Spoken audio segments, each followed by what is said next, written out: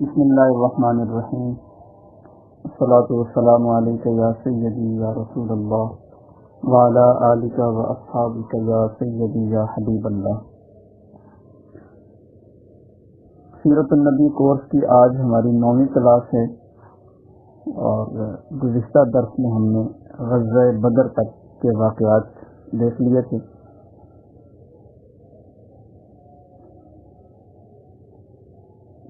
غزوہ بدر کے بعد جب رسول اللہ صلی اللہ تعالیٰ علیہ وآلہ وسلم واپس تشریف لے کر آئے مدینہ طیبہ میں، تو مسلمانوں کی ایک دھاک بیٹھ چکی تھی پورے عرب سے کہ مسلمان ایک کم تعداد میں ہونے کے باوجود کفار کے بھاری لشکر کو انہوں نے شکست دے دی۔ تو اب جو مدینہ طیبہ میں کفار بھی رہتے تھے، یہود بھی رہتے تھے، یہودیوں کے ساتھ رسول اللہ صلی اللہ علیہ وسلم نے پیشگی ایک معاہدہ کر لیا تھا۔ تو یہودی بھی اس فتح کو دیکھ کر بہت زیادہ پریشان ہوئے، اور ان قبیلوں میں سے ایک قبیلہ تھا بنو قینقاع۔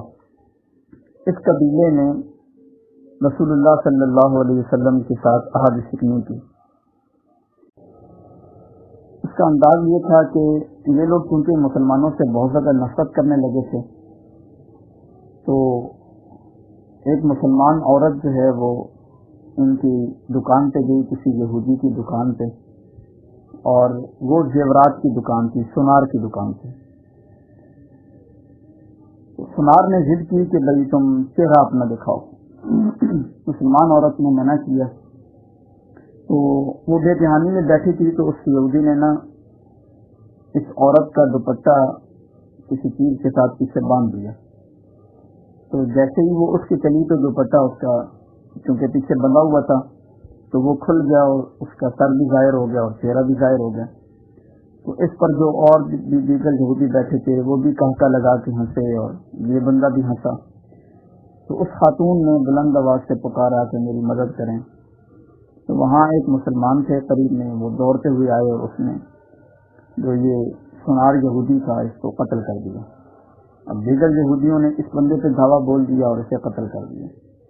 اب یہ معاہدہ جو ہے وہ یہودیوں نے توڑا، انہوں نے از خود مسلمانوں کو چھیڑا بھی صحیح، اور مسلمان کے ایک بندے کو قتل بھی کیا۔ تو رسول اللہ صلی اللہ تعالیٰ علیہ وسلم کو جب اس بات کا علم ہوا، تو اس سے پہلے بھی کچھ واقعات اس قسم کے ہو چکے تھے چھوٹے موٹے، جس میں یہودیوں نے مسلمانوں کے خلاف بہت ساری باتیں کر رکھی تھیں، لیکن سرکار مسلسل درگزر کر رہے تھے۔ اور یہ جب واقعہ پیش آیا تو رسول اللہ صلی اللہ علیہ وسلم نے باقاعدہ فوجیوں کو لے کر اس قبیلے پر دھاوا بولا۔ سرکار جب تشریف لے کر آئے تو یہ قلعے کے اندر بند ہو گئے، اور انہوں نے جو ہے وہ اندر سے قلعے کو بند کر لیا۔ رسول اللہ صلی اللہ علیہ وسلم نے محاصرہ کر لیا ان کا۔ کچھ دن تک یہ محاصرہ جاری رہا، تقریباً 20 دن یہ محاصرہ رہا تھا یا 15 دن رہا تھا۔ تو بالآخر یہودیوں نے ہتھیار ڈال دیے اور خود کو سرکار کے حوالے کیا۔ رسول اللہ صلی اللہ علیہ وسلم نے ان لوگوں کو قید کر لیا۔ سرکار کی منشا یہ تھی کہ انہیں یہیں پر قتل کر دیا جائے، کیونکہ یہودیوں کی یہ تاریخ ہے وہ منافقانہ تاریخ ہے، اور ان کا طرز عمل شروع سے منافقانہ رہا ہے، اور اب تک ان کا طرز عمل منافقانہ ہی ہے۔ لَتَجِدَنَّ أَشَدَّ النَّاسِ عَدَاوَةً لِلَّذِينَ آمَنُوا الْيَهُودَ وَالَّذِينَ أَشْرَكُوا۔ اللہ تعالیٰ قرآن کریم میں فرماتا ہے کہ آپ دیکھیں گے کہ مومنوں کے ساتھ جو شدید ترین عداوت رکھتے ہیں نا، وہ پہلے نمبر پہ یہودی ہیں اور دوسرے نمبر پہ مشرک ہیں۔ یعنی مشرکوں سے بھی بڑھ کے مسلمانوں کی عداوت جن کے سینوں میں ہے وہ یہودی ہیں۔ اور آج بھی دیکھ لیں، یہود جو ہیں وہ مسلمانوں کے خلاف سخت عداوت رکھتے ہیں، لیکن اس کے باوجود اللہ بھلا کرے ہمارے حکمرانوں کا، یہ بار بار انہی کے قدموں میں جا کے لیٹتے ہیں، اور انہی کے IMF سے جا کے قرضے لیتے ہیں، اور انہی کے سامنے دبے ہوئے ہیں۔ اللہ تعالیٰ ہدایت عطا فرمائے۔ کبھی بھی مسلمانوں کے ساتھی نہیں بن سکتے یہود و نصارہ۔ اللہ تعالیٰ قرآن کریم میں فرماتا ہے وَلَن تَرْضَىٰ عَنْكَ الْيَهُودُ وَلَا النَّصَارَىٰ حَتَّىٰ تَتَّبِعَ مِلَّتَهُمْ۔ یہود اور عیسائی یہ کبھی بھی تمہارے تم سے راضی نہیں ہو سکتے. راضی ہونے کی صرف ایک صورت ہے، حتی تتبع ملتہم، آپ ان کی ملت کو قبول کر لیں، آپ ان کے دین پہ چلے جائیں، اسلام کو چھوڑ دیں، تو پھر وہ آپ سے راضی ہو جائیں گے، آپ سے دوستی کر لیں گے. ورنہ کوئی صورت نہیں ہے کہ وہ آپ سے راضی ہو جائیں. وہ آپ کو حکم پہ حکم دیتے جائیں گے اور آپ ان کے حکموں میں پھنستے چلے جائیں گے، لیکن راضی انہوں نے کبھی بھی نہیں ہونا. اور اس کی عملی صورتیں ہم اپنی بیتی جاتی آنکھوں کے ساتھ اپنی مختصر سی عمر میں بارہا دیکھ چکے ہیں. ٹھیک ہے، ممتاز حسین قادری کی پھانسی کا حکم آ گیا ہے، اور اس سے پہلے جو ہے وہ آسیہ ملونہ اس کے بعد فرار ہو گئی ہے. مشرف کے دور میں آپ دیکھ لیں جو ہے وہ خواتین کو دوڑ لگوائی گئی ہے روڈوں کے اوپر. اسلام آباد میں خواتین کی ریس ہوئی تھی. یہ سب کچھ یہود کے کہنے پہ ہوتا ہے، نصارہ کے کہنے پہ ہوتا ہے، لیکن ان کے احکامات مسلسل آتے رہتے ہیں اور ہمارے جو حکمران ہیں وہ مانتے رہتے ہیں، لیکن یہ سمجھتے ہیں کہ وہ ہمارے دوست بن گئے ہیں. ایسا بالکل بھی نہیں ہے. وہ ایک ہی صورت میں آپ کے دوست بن سکتے ہیں کہ آپ اسلام کو چھوڑ کے ان کی ملت کو قبول کر لیں. تو رسول اللہ صلی اللہ تعالیٰ علیہ وسلم کی منشا یہ تھی کہ ان کو قتل کر دیا جائے. جو مدینہ طیبہ میں ایک منافقوں کا سردار تھا عبداللہ بن ابی، بظاہر مسلمان ہو گیا تھا لیکن اندر سے منافق تھا. یہ عبداللہ بن ابی وہ بندہ ہے جسے سرکار کی آنے سے پہلے کفار اپنا سربراہ منتخب کرنے لگے تھے کہ انہی دنوں میں سرکار تشریف لے کے آئے تو اس کی سرداری پہ جو ہے نا وہ پانی پھر گیا. تو یہ اس لیے سرکار سے نفرت کرتا تھا، لیکن بظاہر بدر کے بعد یہ مومن ہو گیا. اسے پتا تھا کہ اب اگر میں کافر رہتا ہوں تو میرے لیے نقصان ہے. میں بظاہر مومن ہو کے ان میں شامل ہو جاتا ہوں تاکہ ان کے فوائد بھی حاصل کروں اور اپنی جو من مرضی ہے اس پہ بھی چلتا رہوں. اس نے سرکار دو عالم صلی اللہ علیہ وسلم سے بار بار گزارش کی کہ ان کو جو ہے نا وہ چھوڑ دیا جائے، آپ ان پہ رحم کر. حتیٰ کہ وہ آگے بڑھا، اس نے سرکار کے گربان میں ہاتھ ڈال دیا اور کہتا ہے کہ حضور ان کو معاف کر دیں. سرکار نے کہا کہ چھوڑ دو مجھے، کہتا ہے نہیں ان کو معاف کر دیں. مطلب اس نے اتنا مجبور کیا کہ نبی کریم صلی اللہ علیہ وسلم نے فرمایا کہ ٹھیک ہے، ہم معاف اس صورت میں کریں گے کہ ان کو ملک بدر کر دیا جائے. یعنی عرب کے اندر یہود، مجھے یہ والے بنو قینقاع کے جو یہودی ہیں یہ نظر نہیں آنے چاہیے. اس مصالحت پر جو ہے وہ یہودیوں کو ملک بدر کر دیا گیا اور وہ وہاں سے نکل گئے. یاد رکھیں کہ یہ ایک قبیلہ وہاں سے گیا ہے، بنو قینقاع. ابھی 2 قبیلے باقی تھے، بنو قریظ اور ایک قبیلہ ان کا اور بھی تھا. یہ 3 بنو نذیر، بنو قریظ اور بنو قینقاع. بنو قینقاع کو سرکار نے نکال دیا اور 2 قبیلے ابھی باقی تھے، اور انہی میں سے ایک کے ساتھ غزوہ خیبر بھی ہوا، بعد میں ہوا تھا جو حضرت علی نے خیبر فتح کیا تھا. اچھا، اس کے بعد جو ہے وہ کیونکہ بدر کی جنگ جو ہے وہ کفار قریش کے لیے ایک انتہائی خطرناک جنگ تھی اور ان کے بڑے بڑے سرداران مارے گئے تھے. ابو سفیان جن کے قافلے کو روکنے کے لیے بدر کا معاملہ پیش آیا تھا، ابو سفیان نے قسم اٹھا لی تھی کہ میں اس وقت تک نہاؤں گا نہیں جب تک میں مسلمانوں پہ حملہ کر کے بدر کا بدلہ نہیں لیتا. تو حالت جنابت میں بھی نہیں آتا تھا اور دیگر اس طرح تو وقت گزرتا رہا کافی. تو اس نے پھر کچھ بندے تیار کیے اور 200-250 بندے لے کے جو ہے نا اس نے رات کے وقت میں مدینہ شریف پہ چلائی تھی. تو مدینہ سے تھوڑا ہٹ کے ایک بستی تھی، اس بستی پہ اس نے حملہ کیا اور رات کے وقت میں اس بستی سے جو ہے نا وہ کچھ بندوں کو قتل بھی کیا اور کچھ جو سامان تھا وہ لوٹ کے یہ لوگ واپس چلے گئے. رسول اللہ صلی اللہ تعالیٰ علیہ وسلم کو جب خبر ہوئی تو سرکار نے فوری طور پہ چند صحابہ کرام کو اپنے ساتھ لیا اور سرکار نے ان کا پیچھا کیا. لیکن وہ لوگ جو تھے وہ تیز سے رفتاری سے جا رہے تھے. انہیں جب یہ پتہ چلا کہ رسول اللہ صلی اللہ علیہ وسلم بھی اپنے ساتھیوں کو لے کے آ رہے ہیں تو انہوں نے اپنا بوجھ ہلکا کرنے کے لیے، ان کے پاس ڈھیر سارا ستو تھا. ستو اس زمانے میں ایک خوش قسم کی غذا تھی جو دیر تک چل جاتی تھی، اور وہ لوگ اس لیے ساتھ رکھتے تھے کہ اگر ہم ایک عرصے تک وہاں رہنا پڑا، محاصرہ کرنا پڑتا ہے، جنگ میں کہیں ادھر ادھر بھاگنا پڑتا ہے، جنگلوں میں پناہ لینی پڑتی ہے، تو ہمارے پاس ستو ہو تاکہ ہم گزارا چلاتے رہیں. تو ان کے پاس ستو تھا بہت سارا. تو اپنا بوجھ ہلکا کرنے کے لیے انہوں نے وہ ستو سارا راستے میں پھینک دیا اور پھر انہوں نے اپنی سواریوں کو دوڑ لگا دی. رسول اللہ صلی اللہ علیہ وسلم جب راستے میں اس جگہ پہ پہنچے تو وہاں پر وہ ستو کی بوریاں سرکار کو ملی اور رسول اللہ نے پھر صحابہ سے فرمایا کہ بس یہ بوریاں اٹھاؤ اور واپس چلتے ہیں، وہ لوگ اب ہماری دستر سے نکل گئے. تو ستو کو عربی زبان میں کہتے ہیں سویق، سین واؤ یا اور قاف سویق. تو اس غزوے کو غزوہ سویق کہا جاتا ہے، یعنی ستو والا غزوہ۔ لڑائی تو خیر اس میں نہیں ہو سکی تھی، لیکن سرکار نے ستو جو ہے وہ لیا اور واپس تشریف لے کے آ گئے۔ اس کے بعد نبی کریم صلی اللہ تعالیٰ علیہ وسلم نے اپنی شہزادی خاتون جنت حضرت سیدہ فاطمہ الزہرا سلام اللہ علیہا کی شادی فرمائی حضرت علی کے ساتھ۔ حضرت فاطمہ کے لیے پہلے حضرت ابوبکر صدیق نے پیغام نکاح بھیجا اپنے لیے، تو سرکار نے فرمایا کہ میں اللہ کے حکم کا منتظر ہوں۔ تو اس کے بعد حضرت عمر بن خطاب نے بھی پیغام نکاح بھیجا، تو رسول اللہ صلی اللہ علیہ وسلم نے فرمایا کہ میں اللہ کے حکم کا منتظر ہوں۔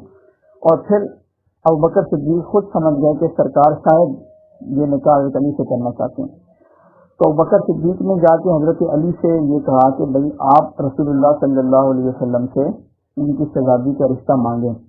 حضرت علی نے کہا کہ جناب آپ کو میری حالت کا علم ہے، میرے پاس تو نہ رہنے کا مکان ہے، نہ وہ حق مہر دینے کے پیسے ہیں، میں ان کی کیسے دیکھ بھال کر سکوں گا، وہ شہزادی کونین ہے، تو یہ کیسے ممکن ہے؟ تو انہوں نے کہا کہ نہیں، ہم آپ کی ہیلپ کریں گے، تو آپ جا کے بات تو کریں، اگر بات طے ہوتی ہے تو باقی کام ہم سنبھال لیں گے۔ تو حضرت علی جو ہے وہ ہچکچاتے ہوئے سرکار کی بارگاہ میں جا کے بیٹھے اور کافی دیر تک بیٹھے رہے، ادھر ادھر کی باتیں ہوتی رہیں، لیکن حضرت علی یہ والی بات نہ کر پائے شرم کی وجہ سے، تو پھر اس کے آگے ابوبکر صدیق اور حضرت عمر کیونکہ باعمر تھے اور یہ پہلے بھی شادیاں کر چکے تھے، تو ان لوگوں کو وہ جھجک نہیں محسوس ہوئی، لیکن حضرت علی ابھی تک کنوارے تھے اور نوجوان تھے، تو اس لیے انہیں ذرا جھجک محسوس ہو رہی تھی یہ بات کرتے ہوئے۔ دوسری وجہ یہ بھی تھی کہ رسول اللہ صلی اللہ علیہ وسلم نے ان کی پرورش کی تھی، تو سرکار کے لیے یہ بھی ایک بیٹے کی حیثیت رکھتے تھے حضرت علی بھی۔ تو خیر یہ واپس آ گئے، دوسری دفعہ یہ دوبارہ گئے اور بیٹھے رہے کافی دیر تک۔ اب یہ سوچیں نہیں میں بات کروں، لیکن پھر بات زبان پہ آتے آتے پھر رہ گئے اور پھر کسی اور طرف بات نکل گئے، تو بالآخر رسول اللہ صلی اللہ علیہ وسلم نے خود ہی ان سے یہ فرمایا کہ اللہ تعالیٰ نے مجھے حکم دیا ہے کہ میں اپنی شہزادی حضرت فاطمہ کا نکاح آپ سے کر دوں۔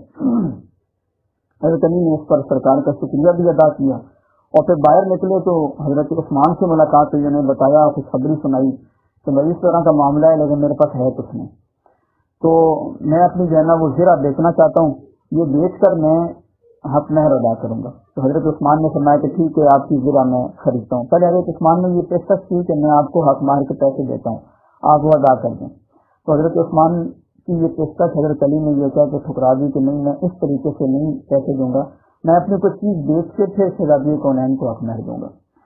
تو حضرت عثمان نے کہا ٹھیک ہے زرہ جو ہے نا مجھے بیچ دیں، تو انہوں نے وہ زرہ حضرت عثمان کو بیچی، تو حضرت عثمان نے رقم ادا کر دی، اس کے بعد وہی زرہ حضرت علی کو شادی کا گفٹ کر کے واپس بھی کر دی، یعنی پیسے بھی ان کے پاس آ گئے اور ان کا یہ بھرم بھی رہا کہ میں نے زرہ بیچی اور زرہ بھی پلٹ کے حضرت علی کے پاس واپس آ گئے۔ تو پھر حضرت علی کے ساتھ رسول اللہ صلی اللہ علیہ وسلم نے حضرت فاطمہ الزہرا سلام اللہ علیہ کا نکاح پڑھایا۔ تو حضرت فاطمہ جو ہیں یہ رسول اللہ صلی اللہ علیہ وسلم کی سب سے چھوٹی شہزادی ہیں اور رسول اللہ صلی اللہ علیہ وسلم کی سب سے محبوب شہزادی ہیں، سرکار ان سے بہت زیادہ محبت کرتے تھے۔ لفظ فاطمہ کا مطلب ہے دور ہو جانا، دور ہونا، تو سمیت فاطمہ لأن اللہ فطمها ومحبیها من النار۔ رسول اللہ فرماتے ہیں کہ ان کا نام ہم نے فاطمہ اس لیے رکھا ہے کہ اللہ تعالیٰ نے ان کو بھی اور ان سے تمام محبت کرنے والوں کو بھی اللہ نے جہنم سے دور کر دیا ہے۔ تو جو شخص شہزادی کونین سے اس لیے محبت کرتا ہے کہ وہ رسول اللہ کی شہزادی ہیں، تو اللہ تعالیٰ اس محبت کی وجہ سے اسے جہنم کی آگ سے بچاتا ہے۔ تو رسول اللہ صلی اللہ علیہ وسلم ان سے بہت محبت کرتے تھے۔ یہ جب تشریف لاتے تھے تو سرکار اٹھ کے کھڑے ہو جاتے تھے اپنی بیٹی کے لیے، اور جب سرکار آتے تھے تو یہ استقبال کرتی تھی، ان سے کھڑی ہو جاتی تھی، سرکار ان کی پیشانی پہ بوسہ دیتے تھے، اور رسول اللہ صلی اللہ علیہ وسلم فرماتے تھے کہ فاطمہ تو بضعۃ منی، فاطمہ میرے جگر کا ٹکڑا ہے۔ یہ اصل میں اس معاشرے کی تشکیل ہو رہی تھی کہ جو معاشرہ اپنی بیٹیوں کو زندہ قبر میں دفن کر دیتا تھا، اور بیٹی ان کے لیے ایک گالی تھی، اور وہ بیٹی کو یہ تصور کرتے تھے کہ اگر کسی کے گھر میں بیٹی ہوتی تھی تو اس کا چہرہ کیا ہو جاتا تھا، قرآن میں ہے، غصے سے، اور وہ سر چھپا کے چلتا تھا، اور اسے چین اس وقت آتا تھا کہ وہ اپنی بیٹی کو اٹھا کے لے جاتا اور گڑا کھوتا اس میں ڈال کے مٹی سے اسے برابر کر دیتا۔ تو بیٹی ایک طرح کی گالی سمجھی جاتی تھی۔ اس معاشرے میں رسول اللہ صلی اللہ علیہ وسلم نے اپنی بیٹی کو جگر کا ٹکڑا قرار دیا، فاطمہ تو بضعۃ منی، فاطمہ میرے جگر کا ٹکڑا ہے۔ تو یہ معاشرے کی تشکیل کے لیے تھا. پھر رسول کونین صلی اللہ علیہ وسلم نے 2 انگلیاں آپس میں ملائیں، حاجت کی، اور 7 والی انگلی آپس میں ملا کے سرکار نے فرمایا من رب ابنتین کان معی فی الجنت کہاتین. یہ 2 انگلیاں ملا کے سرکار نے یہ فرمایا کہ جو بندہ اپنی 2 بیٹیوں کی اچھی پرورش کر کے ان کا نکاح کر دے گا تو وہ اور میں جنت میں ایسے قریب ہوں گے جیسے یہ 2 انگلیاں آپس میں ملی ہوئی ہیں. تو صحابہ کرام اس بشارت سے بہت خوش ہوئے. تو ایک صحابی کھڑے ہوئے اور انہوں نے عرض کی کہ حضور جس کی ایک بیٹی ہو، تو سرکار نے فرمایا کہ چلیں ٹھیک ہے، جس کی ایک بیٹی ہو اللہ تعالیٰ اسے بھی یہ سعادت عطا فرمائے گا.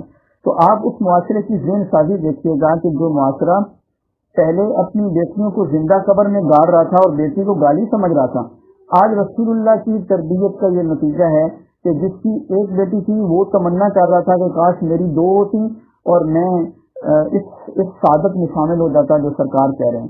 تو جس کی ایک تھی وہ بیچارہ کھڑا ہو گیا، اس نے کہا کہ حضور جس کی ایک ہو وہ کیا کریں؟ تو سرکار نے فرمایا کہ چلیں ٹھیک ہے، جس کی ایک ہو اللہ تعالیٰ اس کو بھی یہ سعادت دے. تو یہ اس کے بعد جو ہے وہ یہ لوگ اپنی بچیوں سے محبت کرنے لگے تھے، حتیٰ کہ ایک شادی کا وصال ہوتا ہے اور ان کی ایک ہی بیٹی ہوتی ہے تو 3 افراد آپس میں جھگڑا کرتے ہیں کہ اس کی میں پرورش کروں گا، اس کی میں کروں گا. بالآخر رسول اللہ کے پاس یہ فیصلہ آتا ہے تو سرکار یہ فیصلہ کرتے ہیں کہ یہ جعفر کو دے دی جائے، وہ جعفر اس کی پرورش کریں گے. ان میں سے جعفر بھی ہوتے ہیں. تو کہنے کا مقصد یہ ہے کہ بچیوں سے اور خواتین سے نفرت کرنے والا جو معاشرہ تھا، جو جب باپ فوت ہو جاتا تھا تو والدہ جو ہوتی تھی وہ باقاعدہ طور پہ وراثت میں تقسیم ہوتی تھی. یعنی جیسے مال وراثت تقسیم ہوتا ہے نا، تو والدہ بھی باقاعدہ مال وراثت میں تقسیم ہوتی تھی. تو جس بچے کے حصے میں والدہ آتی تھی وہ جا کے اسے بازار میں بیچ آتا تھا اور اس کے بدلے میں رقم لے آتا تھا. تو مائیں منڈیوں میں فروخت کی جاتی تھی اس معاشرے میں. یہ حیثیت تھی والدہ کی. رسول اللہ صلی اللہ علیہ وسلم تشریف لائے تو سرکار نے اس معاشرے کا رخ بدلا اور سرکار نے فرمایا ان الجنت تحت اقدام الامہات. اللہ نے جنت ماں کے قدموں میں رکھی ہے. یہ معاشرہ جو پہلے اپنی ماؤں کو جا کے فروخت کر رہا تھا، آج یہی معاشرہ اپنی والدہ کے قدموں میں جنت کو تلاش کر رہا تھا. اور یہی وہ معاشرہ تھا. اور اسی معاشرے کے ایک فرد اویس قرنی ہیں، یہ رسول اللہ صلی اللہ علیہ وسلم کی زیارت نہیں کر پائے ساری حیات کیونکہ یہ والدہ کی خدمت کرتے رہے. اور رسول اللہ صلی اللہ علیہ وسلم کو ان کا عمل اتنا پسند آیا کہ سرکار نے انہیں خیر التابعین کا لقب دیا ہے. اور سید عالم صلی اللہ تعالیٰ علیہ وسلم نے عمر بن خطاب اور سیدنا علی المرتضیٰ کو بھیج کے ان کی زبان سے امت کی مغفرت کے لیے دعا کروائی ہے. یہ اسٹیٹس بھی ہے اس بندے کو. صحابہ اکرام موجود ہیں، ابو بکر صدیق موجود ہیں، اور بڑے بڑے ایسے لوگ ہیں کہ جو ہاتھ اٹھا دیں تو اللہ کبھی ان کا ہاتھ خالی نہ لوٹائے. لیکن رسول اللہ صلی اللہ علیہ وسلم نے ایک ایسے شخص کی طرف ان بڑے صحابہ اکرام کو بھیجا حضرت اویس قرنی کی طرف کہ جاؤ اور تم اس سے کہو کہ وہ میری امت کی بخشش کی دعا کرے کیونکہ اس نے والدہ کی خدمت کا حق ادا کیا. تو یہ ایک معاشرے کی جو ہے نا وہ ایک تربیت ہو رہی تھی سرکار نے جو کی ہے. یہ لوگ جو اپنی بیویوں کو جانوروں سے بدتر سمجھتے تھے اور جانوروں سے برا سلوک کرتے تھے، بات بات پہ ان کو جو ہے وہ اچھی خاصی سرگرم کرتے تھے، ڈنڈوں کے ساتھ مارنا، کبھی باندھ دینا رسیوں کے ساتھ، کبھی قید کر کے رکھنا. انہیں ماہواری آنی تو انہیں برتن ان کے الگ کر دینے، اور وہ کسی چیز کو ہاتھ لگا دیں تو وہ چیز توڑ دینی. یہ نفرت کا بازار گرم تھا. خواتین کے ساتھ اس قسم کا سلوک ہوتا تھا. رسول اللہ صلی اللہ علیہ وسلم نے اپنی زوجات ازواج کے ساتھ محبت کا وہ ایسا سلوک کیا کہ تمام کے تمام افراد دنگ رہ گئے. رسول اللہ صلی اللہ تعالیٰ علیہ وآلہ وسلم نے یہ فرمایا کہ تم میں سے بہترین آدمی وہ ہے جو اپنی ازواج کے ساتھ بہترین ہے، اپنی زوجہ کے ساتھ. اور فرمایا کہ میں تم میں سب سے بہترین اس لیے ہوں کہ میں اپنی ازواج کے ساتھ اچھا سلوک کرتا ہوں. رسول اللہ نے فرمایا قیامت کے دن انسان کے اچھے اخلاق کا معیار یہ ہوگا کہ اس کی زوجہ اس کے حق میں یہ گواہی دے کہ یہ بندہ بڑا اچھا تھا. باہر تو بندہ سب کے سامنے اچھا بنا پھرتا ہے نا، باہر تو سارے تعریف کریں گے کہ بھائی فلانا بھی اچھا اور فلانا بھی اچھا ہے، کیونکہ ہم تو وہاں میاں مٹھو بن جاتے ہیں. لیکن گھر میں ہمارے غصے کا عالم یہ ہوتا ہے کہ چونکہ وہ خاتون ہمارے میں آتے ہیں تو ہم اس پہ کر دوڑتے ہیں. رسول اللہ فرماتے ہیں کہ جو کمینہ ہوتا ہے وہ خاتون پہ اپنا روب جماتا ہے، اور جو کریم ہوتا ہے خاتون اس پہ جو ہے نا وہ غالب رہتی ہے. یعنی عورت اگر مرد پہ غالب رہے تو وہ مرد سرکار کی نگاہ میں کریم ہے، اور جو مرد اپنا خواہ کا روب جھاڑتا رہتا ہے گھر میں اور عورت کو دبا کے رکھتا ہے، اس کے بارے میں سرکار نے لفظ استعمال کیا ہے لعین. لعین کا اردو میں ترجمہ ہوتا ہے کمینہ. تو یہ ایک معاشرے کی تشکیل تھی. وہ لوگ جو خواتین کو جانوروں سے بدتر سمجھ رہے تھے، رسول اللہ صلی اللہ تعالیٰ علیہ وسلم نے خاتون کو محبوبہ کا اسٹیٹس دیا، اور سرکار دو عالم صلی اللہ علیہ وسلم حضرت عائشہ صدیقہ رضی اللہ تعالی عنہا جہاں سے کھانا تناول فرماتے ہوئے جس برتن میں جس جگہ سے آپ دہن مبارک رکھ کے پانی پیتی تھی، تو سرکار حضرت عائشہ سے پوچھتے تھے کہ عائشہ تم نے کہاں سے پانی پیا؟ حضرت عائشہ نشاندہی کرتے تھے کہ جہاں سے سرکار بھی پیالے میں اسی جگہ سے دہن مبارک رکھ کے پانی پیتے تھے۔ یہ تربیت ہو رہی تھی اس معاشرے کی، جو معاشرہ خواتین کے ساتھ برا سلوک کرتا ہے۔ یہ خاتون والدہ کی صورت میں تھی تو یہ منڈیوں میں جا کے فروخت ہوتی تھی، یہ بیوی کی صورت میں تھی تو جانوروں سے بدتر تھی، یہ بچی کی صورت میں تھی تو یہ زندہ دفن ہوتی تھی۔ میرے رسول پاک صلی اللہ تعالیٰ علیہ وسلم جب تشریف لے کے آئے تو سید عالم صلی اللہ علیہ وسلم نے خاتون کو اس معاشرے میں مقام دیا ہے، بچی کو جگر کا ٹکڑا قرار دیا ہے، بیوی کو محبوبہ کا منصب دیا ہے، اور ساتویں آسمان پہ موجود جنت کو کھینچ کے ماں کے قدموں میں رکھ دیا ہے۔ یہ اسٹیٹس بھی ہے۔ آج خواتین جھنڈے لے کے باہر نکلی ہیں کہ ناکام نہ حاوی، عورت کے حقوق مساوی۔ بھائی کون سے مساوی حقوق لینے کے لیے آپ تیار ہیں؟ کیا رسول اللہ نے آپ کو وہ حق نہیں دیے جو آپ کے حق تھے؟ کیا تم واپس اسی معاشرے کی طرف پلٹنا چاہتی ہو کہ مرد دوبارہ ایسے ہی تمہارے اوپر حاوی ہو جائیں اور وہی حشر کریں تمہارا جو اس سے پہلے ہوتا تھا؟ تو بہرحال اللہ تعالیٰ ان خواتین کو ہدایت عطا فرمائے۔ اس کے پیچھے یہود و نصارہ کی سازشیں ہوتی ہیں کہ اسلام چونکہ ایک ضابطہ حیات ہے اور اسلام خواتین کو حقوق دیتا ہے لیکن دیگر معاشروں میں حقوق نہیں ہے، تو وہ اس لیے اسلام کے خلاف پروپیگنڈا کرتے ہیں اور میرا جسم میری مرضی کا نعرہ لگا کے ہمارے معاشرے کی بچی باہر نکلی ہوئی ہے اور پتہ نہیں وہ اس معاشرے سے کیا چاہتی ہے۔ اللہ تعالیٰ اس کو ہدایت عطا فرمائے۔ بہرحال رسول اللہ صلی اللہ تعالیٰ علیہ وسلم شہزادی کونین سے بہت محبت فرمایا کرتے تھے، اور ان کا حضرت علی کے ساتھ جب نکاح ہوا تو رسول اللہ صلی اللہ تعالیٰ علیہ وسلم نے جہیز میں آپ کو ایک کمبل دیا تھا، ایک بان کی چادر تھی، بان کی چارپائی تھی، ایک پنجابی میں وان کہتے ہیں نا، اردو میں اس کو بان کہتے ہیں۔ اچھا، چمڑے کا گدا تھا ایک، اور اس میں روئی کی جگہ پہ کھجور کی چھال بھری ہوئی تھی، اور ایک مشکیزہ تھا، 2 چکیاں تھیں آٹا پیسنے والی، اور 2 مٹی کے گھڑے تھے۔ یہ مختصر سا جہیز تھا حضرت فاطمہ الزہرا کا۔ ایک صحابی ہیں حضرت حارثہ بن نعمان انصاری، ان کے پاس 2 مکانات تھے۔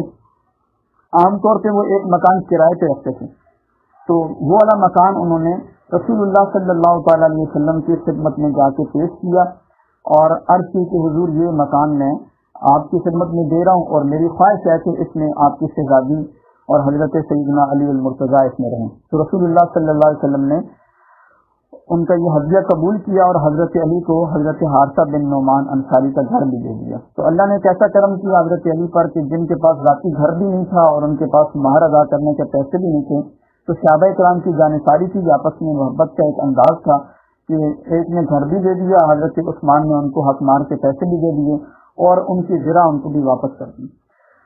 خیر، رسول اللہ صلی اللہ تعالیٰ علیہ وسلم کی یہ ہجرت کا دوسرا سال تھا۔ اس سال میں روزے فرض کیے گئے تھے، زکوٰۃ بھی اسی سال فرض کی گئی تھی۔ اسی سال میں رسول اللہ صلی اللہ علیہ وسلم نے عید الفطر بھی پڑھائی، پھر اسی سال کے اختتام پہ سرکار نے قربانی بھی فرمائی تھی۔ یعنی 2 ہجری کا جو سال ہے وہ اس حوالے سے بڑی اہمیت رکھتا ہے۔ اس میں 2 چھوٹے چھوٹے غزوات اور بھی ہوئے تھے، غزوہ بحران، غزوہ کرکرہ الکرد، لیکن ان میں لڑائی نہیں ہوئی تھی، بس یہ تھوڑی سی پیش قدمی تھی اور صحابہ واپس آ گئے تھے۔ اس کے بعد ایک عظیم مارکہ ہوا ہے جسے آپ اور میں سب جانتے ہیں، اس کا نام ہے جنگ احد، غزوہ احد یا جنگ احد۔ اچھا، اس کا سبب یہ تھا کہ کفار جو ہیں غزوہ بدر کے بعد مسلسل تیاری کر رہے تھے ایک مارکہ لڑنے کا اور فیصلہ کن جنگ لڑنے کی کہ ہم رسول اللہ صلی اللہ تعالیٰ علیہ وسلم کے خلاف جنگ لڑیں گے اور بدر کا ہم بدلہ لیں گے۔ تو یہ سبب تھا، کفار نے بڑی تیاری کی اور انہوں نے جو ہے وہ ایک بھاری لشکر تیار کیا۔ غالباً اس لشکر کی تعداد تھی 3000 افراد۔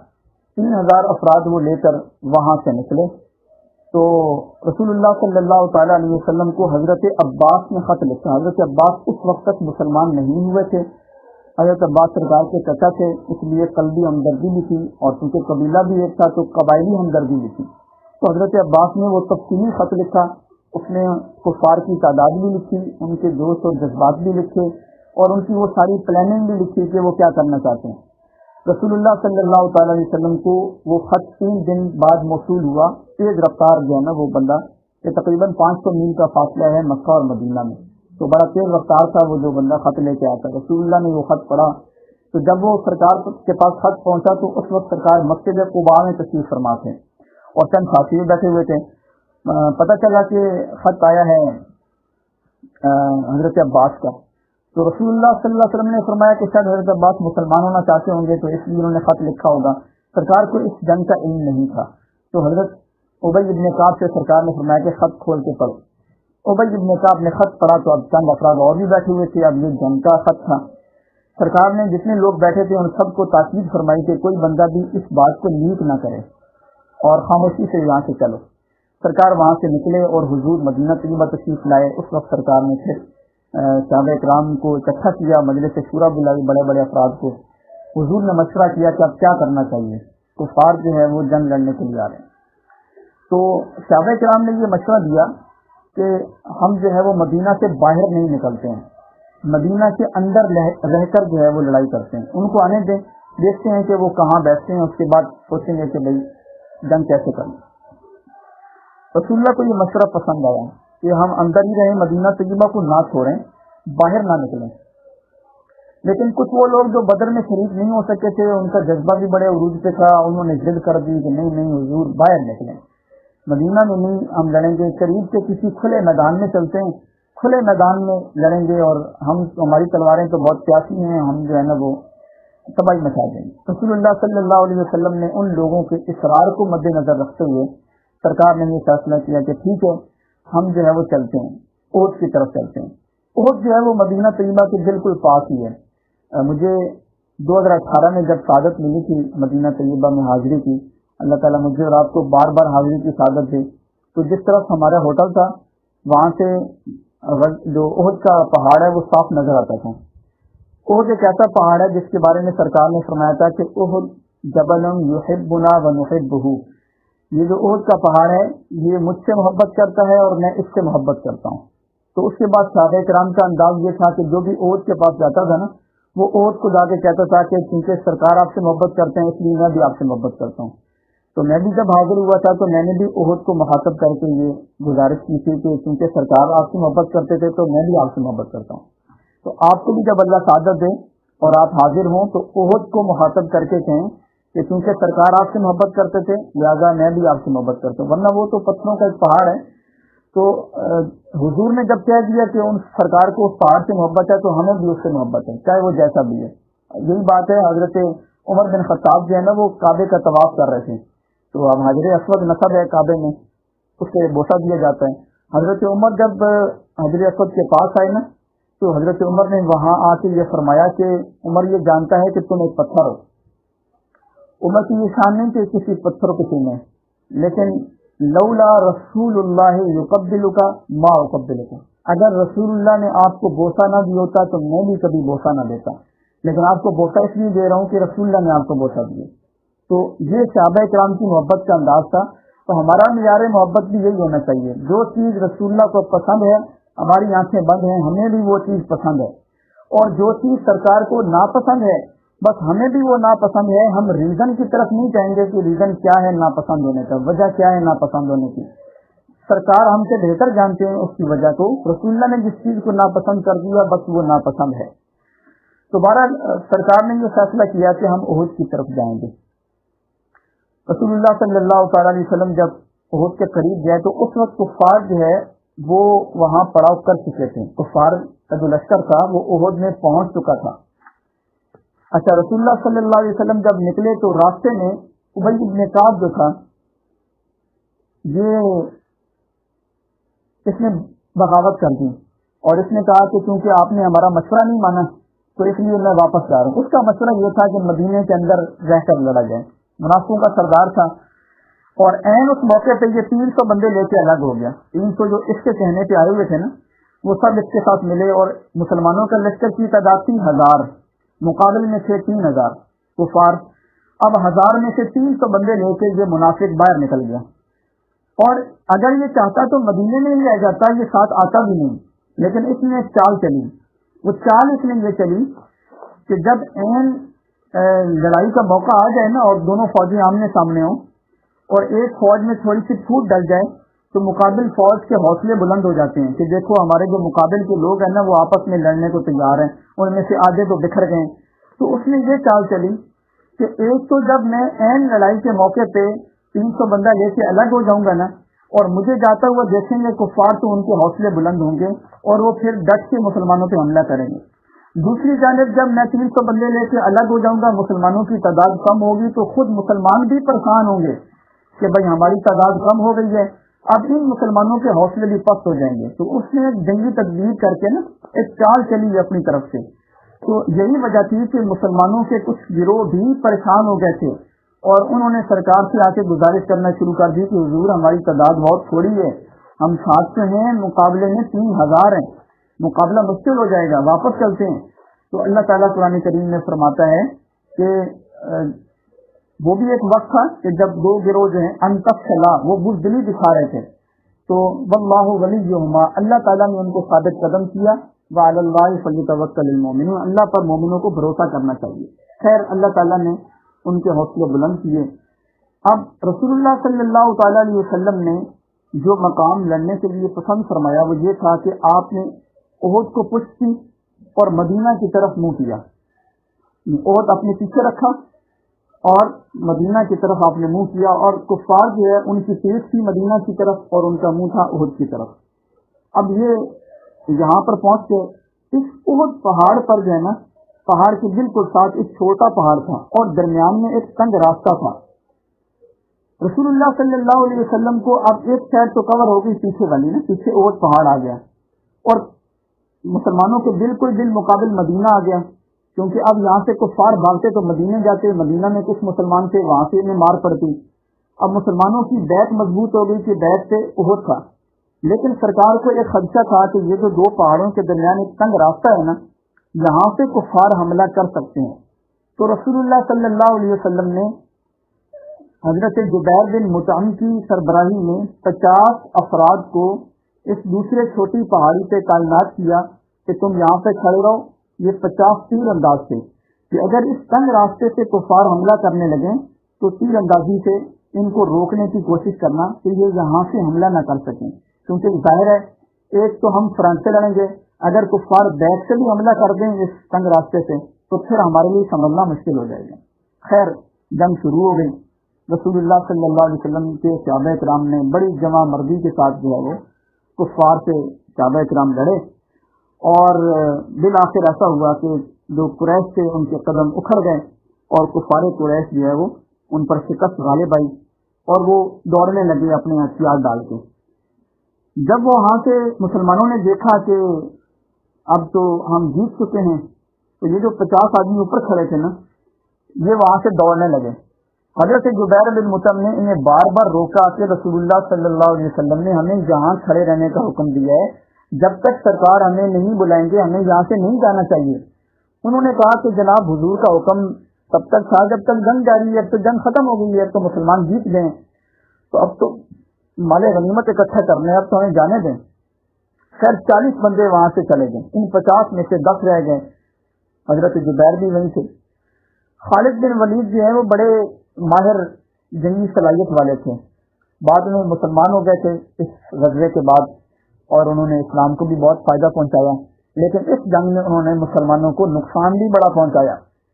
خالد بن ولید جو تھے انہوں نے جب یہ دیکھا کہ وہ جو پہاڑی کی دوسری جہاں تیر انداز کھڑے تھے وہ وہاں سے چلے گئے، انہوں نے چند افراد کو لیا اور یہ واقعی اسی تنگ راستے سے آئے اور پیچھے سے آ کے مسلمانوں پہ حملہ کر دیا۔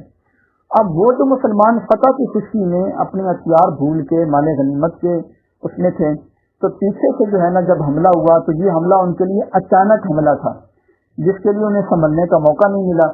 اب یہ بڑا زبردست حملہ تھا۔ رسول اللہ صلی اللہ علیہ وسلم جس جانب تشریف فرما تھے یہ حملہ تقریباً اسی جانب تھا، تو ان کفار نے 2 حصے کر دیے، ایک حصہ تو مسلمانوں پر حملہ آور ہوا اور دوسرا حصہ ڈائریکٹ سرکار دو عالم صلی اللہ علیہ وسلم کی طرف حملہ آور ہوا۔ جب سرکار پر یہ لوگ حملہ آور ہوئے اس وقت 9 افراد سرکار کا دفاع کر رہے تھے، 9 افراد، لیکن یہ حملہ اتنا شدید تھا کہ ان میں سے 7 افراد لڑتے لڑتے شہید ہو گئے، اب باقی بچ گئے 2 افراد۔ تو رسول اللہ صلی اللہ علیہ وسلم نے بلند آواز سے کہا مسلمانوں کو پکار کے کہ میں ادھر ہوں۔ پہلے سرکار یہ بول نہیں رہے تھے اس لیے کہ کفار یہ سن لیں گے میری آواز کو تو وہ سارے ادھر متوجہ ہو جائیں گے، لیکن اب جب سرکار کے دفاع کرنے والے بندے ہی 2 رہ گئے تھے تو رسول اللہ صلی اللہ علیہ وسلم نے اچانک بلند آواز سے کہا کہ مسلمانوں ادھر آؤ، میں ادھر ہوں۔ اب جو ہے نا وہ یہ بات مسلمانوں نے بھی سنی، ساتھ میں کفار نے بھی سن لی۔ اب کفار کا ایک پھر بڑا مجمع اس طرف حملہ آور ہو گیا۔ قربان جائیں یہ 2 بندے تھے جنہوں نے سرکار کا دفاع کیا اور ڈٹ کے کیا، ان میں سے ایک حضرت طلحہ تھے اور دوسری حضرت سعد بن ابی وقاص تھے۔ حضرت طلحہ جو ہے اگر ان کو ہم جیسے میچ ہوتا ہے نا میچ، اور ایک بندہ مین آف دی میچ ہوتا ہے، یہ ذوالفقار شاہ صاحب کو زیادہ پتہ چلے گا، ایک بندہ ہوتا ہے man of the match. Man of the match کا مطلب ہوتا ہے کہ مطلب میچ میں سب سے زیادہ اہم کردار ہے اس بندے نے ادا کیا، چاہے اس نے وکٹیں زیادہ لی ہوں یا اس نے جو ہے نا وہ چھکے چوکے زیادہ مارے ہوئے ہوں، جو بھی کیا ہو، بہرحال جس کا زیادہ اہم کردار ہوتا ہے نا پاسا پلٹنے میں، اسے مین آف دی میچ کہتے ہیں۔ تو اگر ہم جنگ احد کا کسی کو مین سمجھے نا تو وہ طلحہ ہیں، کمال انہوں نے حفاظت کی سرکار کی، اور ان کا ایک ہاتھ چھل ہو گیا تھا تیر روکتے روکتے، اتنے تیر انہوں نے ایک ہاتھ سے روکے کہ ان کا ایک ہاتھ چھل ہو گیا۔ حضرت سعد بن ابی وقاص مسلسل تیر اندازی کر رہے تھے، سرکار ان کے لیے تیر اٹھا کے ان کو پکڑاتے اور سرکار فرماتے کہ تیر چلاؤ سعد، تم پر میرے ماں باپ قربان ہو۔ یہ واحد آدمی ہے جس کے لیے سرکار نے یہ جملہ کہا ہے، ورنہ تمام کے تمام صحابہ کرام یہ کہتے تھے کہ حضور آپ پر ہمارے ماں باپ فدا ہوں، فدا کا امی وابی یا رسول اللہ، اے اللہ کے رسول آپ پہ ہمارے ماں باپ فدا ہوں۔ لیکن سرکار دو عالم صلی اللہ علیہ وسلم نے حضرت سعد بن ابی وقاص سے یہ فرمایا تھا کہ ایسا تیر چلاؤ تم پہ میرے ماں باپ فدا ہوں۔ تو حضرت سعد جو ہے بڑی جوان مردی سے لڑے اور بڑے انہوں نے تیر چلائے۔ اب جب مسلمانوں نے یہ دیکھا کہ رسول اللہ پہ حملہ ہو گیا اور کفار نے جب یہ دیکھا کہ سرکار ادھر ہیں، کفار آگے بڑھے، ایک بدبخت نے جو ہے وہ رسول اللہ صلی اللہ تعالی علیہ وسلم پہ حملہ کیا، تو اس نے جو ہے نا زور سے پتھر سرکار کو مارا۔ وہ پتھر جب سرکار کو لگا تو حضور جو ہے وہ زمین تک تشریف لے آئے، بلکہ گڑے میں تشریف لے گئے سرکار۔ اس میں آپ کے گھٹنے پہ بھی موچ آئی، اور پتھر چونکہ چہرے پہ لگا تھا تو پتھر چہرے پر لگنے کی وجہ سے دانت کی ایک قسم ہے ربائی، آپ کے سامنے والے فرنٹ کے جو دانت ہوتے ہیں نا انہیں کہتے ہیں ثنایا، اوپر کے 2 دانت ثنایا علیہ، نیچے کے 2 دانت ثنایا سفلا، ان کے ساتھ نا نوکیلے دانت ہوتے ہیں، نوک والے دانت ہوتے ہیں۔ یہ 4 دانت ہوتے ہیں اوپر تلے، یعنی 2 اوپر ہوتے ہیں 2 نیچے ہوتے ہیں، 4 دانت، یہ چاروں نوکیلے دانت ہوتے ہیں۔ تو جو آپ کا ربائی سفلا تھا نا دائیں جانب کا، یہ والا دانت ٹوٹ گیا تھا، یعنی تھوڑا سا اوپر اس کی نکل ٹوٹی تھی۔ بخاری شریف میں ہے کہ ربائی جو ہے نا یہ سرکار کا ٹوٹا تھا، یہ نوکیلا دانت جو ہوتا ہے یہ والا۔ رسول اللہ صلی اللہ علیہ وسلم اس کے کھڑے ہوئے تھے، ایک بندے نے شاید نیزہ مارا یا اور کوئی چیز ماری، تو سرکار نے اپنے چہرے پہ نا خرد پہنا ہوا تھا۔ خرد جو ہے نا یہ جنگ کا ایک ہیلمٹ ہوتا ہے چہرے کے دفاع کے لیے، تو اس کی 2 لائنیں سرکار کے چہرے انور کے اندر پیوست ہو گئیں، جو بعد میں کھینچتے ہوئے بھی سرکار کو بڑی تکلیف ہوئی تھی اس کو نکالتے ہوئے، اور جس صحابی نے نکالے تھے اس نے اپنے دانتوں سے کھینچ کے نکالے تھے، وہ ویسے ہاتھ سے کھینچے بھی نہیں جا رہے تھے، تو اس نے دانتوں کے ساتھ آہستہ آہستہ وہ کھینچے تھے، اور رسول اللہ صلی اللہ علیہ وسلم کو شدید تکلیف محسوس ہوئی تھی اس کی جب وہ کھینچے جا رہے تھے۔ بہرحال نبی کریم صلی اللہ علیہ وسلم پر یہ 2 دفعہ حملہ ہوا، یعنی ایک دفعہ پتھر مارا گیا اور دوسری دفعہ جو ہے نا وہ کوئی نیزہ مارا گیا۔ صحابہ اکرام بڑی مشکل سے سرکار کا دفاع کر رہے تھے۔ جب سرکار نے بلایا صحابہ اکرام کو تو پھر کچھ صحابی اور آ گئے، ان میں ایک ابو دجانہ بھی تھے۔ ابو دجانہ پر اتنے زیادہ تیر برسے تھے، اتنے زیادہ تیر برسے تھے کہ آپ کچھ کر کے جب چل رہے تھے تو ایسا لگ رہا تھا جیسے سے جا رہی ہوتی ہے، حدیث کے لفظ ہیں جیسے سے جا رہی ہے، سے سمجھتے ہیں آپ جس کے کانٹے ہوتے ہیں بہت زیادہ، تو کانٹوں والی جو سے ہوتی ہے نا اس کا اپنا وجود نظر نہیں آتا، نیچے سے اس کا جسم کیسا ہے، اس کے بس کانٹے ہی نظر آ رہے ہوتے ہیں۔ تو ابو دجانہ کو اتنے تیر لگے تھے تو ایسا لگتا تھا کہ جیسے یہ سے جا رہی ہے، سبحان اللہ۔ تو حضرت قتادہ بھی ان میں تھے. قتادہ کی آنکھ میں تیر لگا, ان کا ڈھیلا باہر آ گیا. یہ ڈھیلا ہتھیلی پہ رکھ کے رسول اللہ کے پاس آئے اور انہوں نے کہا کہ حضور یہ میری آنکھ باہر آ گئی. آپ اندازہ کر سکتے ہیں کہ آنکھ کے اندر ایک کینسر بھی چلا گیا نا تو کتنی شدید تکلیف ہوتی ہے. اور جس بندے کی آنکھ کا ڈھیلا پورا باہر آ گیا تھا, اس بندے کی ہمت دیکھیں, اس نے اپنا ڈھیلا اپنے ہاتھ سے رکھا اور رسول اللہ کی بارگاہ میں آیا. اس نے کہا کہ سرکار یہ میری آنکھ باہر آ گئی ہے, مجھے یہ بتائیں اگر آج کل کا کوئی ہوتا یہ اعتراض کرنے والا تو یہ پہلے قتادہ کو پکڑ کے کہتا بھائی یہ کوئی ڈاکٹر ہے, یہ تم ادھر آ گئے ہو, کسی ڈاکٹر کے پاس جاؤ, یہ کوئی طبیب ہیں, یہ حکیم ہے, یہ تمہاری آنکھ کا علاج کریں گے, یہ تو اللہ کے نبی ہیں, ہماری طرف سے بشر ہیں, جیسے ہمیں پتہ ہے اتنا انہیں کو پتہ ہے. لیکن وہ شادی تھے, وہ وابی نہیں تھے. انہیں پتہ تھا کہ رسول اللہ صلی اللہ علیہ وسلم کے پاس اللہ تعالیٰ نے ہر مرض کی دوا بھی رکھی ہے. سرکار صرف نبی بن کے تشریف نہیں لے کر آئے, بلکہ حضور جو ہے وہ ہمارے ملجا اور ماوا ہیں, اور حضور مختار کل ہیں, سرکار کے پاس ہر چیز کا اختیار ہے. حضرت قتادہ سرکار کے پاس آئے, رسول اللہ صلی اللہ علیہ وسلم نے اپنا لعاب ذہن لگا کے ان کی آنکھ واپس رکھ دی اور دعا کی کہ اے اللہ تعالیٰ قتادہ کی آنکھ واپس کر. تو حضرت قتادہ فرماتے ہیں, یہ مدارج النبوت میں شیخ محقق نے لکھا ہے, حضرت قتادہ فرماتے ہیں کہ جو میری اوریجنل آنکھ تھی نا اس سے مجھے کم نظر آتا تھا, جو آنکھ رسول اللہ نے لگائی تھی اس آنکھ سے مجھے زیادہ نظر آتا تھا. آپ اندازہ کر سکتے ہیں. اب ان لوگوں سے جا کے وہ روایتیں دکھا کے ان سے جواب مانگے ہیں کہ بھائی رسول اللہ صلی اللہ علیہ وسلم ایک نکلی ہوئی آنکھ کو سرکار نے جیسے اندر رکھا ہے, یہ تو آپریشن کے طریقے تو آج ایجاد ہو رہے ہیں نا کہ آنکھ کیسے پیوست ہوتی ہے, لیکن رسول اللہ صلی اللہ علیہ وسلم نے اپنے لعاب ذہن کے ساتھ اس آنکھ کو جوڑا اور وہ ایسی جڑی ہے کہ اوریجنل آنکھ سے بھی زیادہ روشنی دے رہی ہے. یہ کرامت ہے میرے رسول کی. جب وہ آنکھ لے کے آیا تھا تو رسول اللہ نے بھی آگے سے یہ نہیں فرمایا کہ بھائی میں کوئی ڈاکٹر ہوں تم میرے پاس چلے آئے ہو, سرکار نے بھی ان کی مدد فرمائی. اس سے پتہ چلا کہ حضور سید عالم صلی اللہ علیہ وسلم مختار کل ہیں. تو اسی طریقے سے ایک شادی کے پاس جو اس کی تلوار ٹوٹ گئی تھی تو وہ حضور کے پاس آیا کہ سرکار نے ان کو ایک لاٹھی اٹھا کے دی, اور جب انہوں نے لہرائی تو وہ واقعی تلوار بن گئی اور وہ اس کے ساتھ لڑنے لگے. حضرت مصعب بن عمیر جو تھے وہ سرکار سے شکل میں ملتے جلتے تھے, یعنی ان کے جو نین نقش تھے نا وہ نبی کریم صلی اللہ علیہ وسلم کے مشابہ تھے. حضرت مصعب بن عمیر کو جنگ احد میں شہید کر دیا گیا. آپ کو یاد ہو شاید میں نے آپ کو بتایا تھا مصعب بن عمیر بڑے امیر کبیر آدمی تھے اور والدہ نے انہیں گھر سے نکال دیا تھا اور باقی ساری زندگی انہوں نے مفلسی میں گزاری. اور جب ان کا ابھی جنگ احد میں وصال ہوا ہے تو اس وقت ان کے بدن پہ ایک چادر تھی, صرف بس ایک چادر میں یہ لپٹے ہوئے تھے, اور اسی چادر میں جب ان کو کفن دیے جانے لگا تو وہ چادر اتنی مختصر تھی کہ اگر سر ڈھانپتے تھے تو پیر ننگے ہو جاتے تھے اور پیر ڈھانپتے تھے سر ننگے ہو جاتے تھے. تو بالآخر سرکار نے یہ فیصلہ فرمایا کہ سر ڈھانپ لیا جائے اور پاؤں پہ گھاس ڈال دی جائے. تو اس انداز سے مصعب بن عمیر کو احد کے مقام پہ پھر دفن کیا گیا تھا. مصعب بن عمیر کو جب شہید کیا گیا تو اب کفار نے جو ہے نا وہ شوشہ اڑا دیا کہ رسول اللہ صلی اللہ علیہ وسلم شہید کر دیے گئے. مسلمان بھی کافی مایوس ہو گئے کہ رسول اللہ شہید کر دیے گئے. کچھ مسلمان وہاں سے جنگ چھوڑ کے جو ہے وہ نکل گئے, سائڈ پہ نکل گئے, انہوں نے ہتھیار ڈال دیے.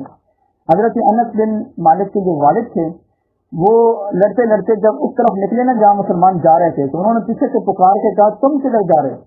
انہوں نے کہا کہ جب رسول اللہ نہیں رہے ہیں تو ہمیں لڑنے کا جو ہے نا وہ کیا فائدہ, ہم کس کے لیے لڑیں. تو انہوں نے کہا کہ بھائی تم اس کو اس بات سے سوچو کہ جس مقصد کے لیے رسول اللہ نے جان دی ہے تو ہمیں اب زندہ رہنے کا کیا اختیار ہے, ہم بھی اسی مقصد کے لیے جان کیوں نہ دیں.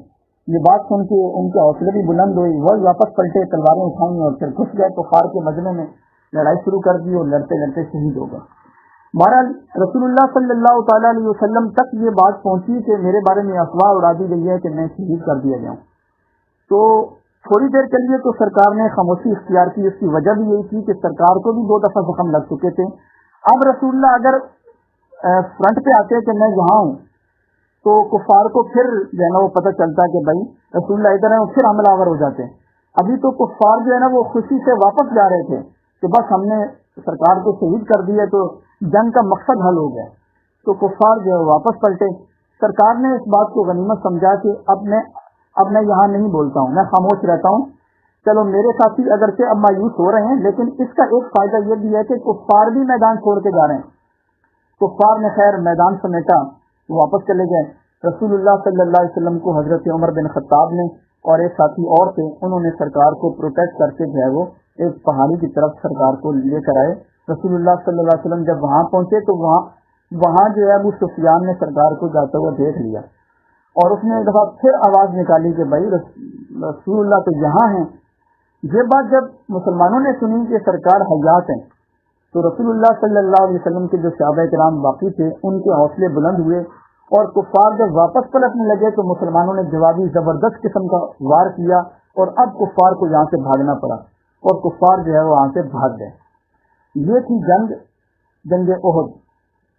اس جنگ میں مسلمانوں کا شدید نقصان ہوا ہے، کفار مارے گئے ہیں صرف 30 اور مسلمان شہید ہوئے ہیں 70، یعنی 30 بمقابلہ 70۔ اور جب ہم جنگ بدر کا موازنہ کرتے ہیں تو جنگ بدر میں مسلمان جو شہید ہوئے تھے ان کی تعداد تھی 14، اور جو کفار مارے گئے تھے وہ 70 تھے۔ 14 اور 70 کا تناسب تھا۔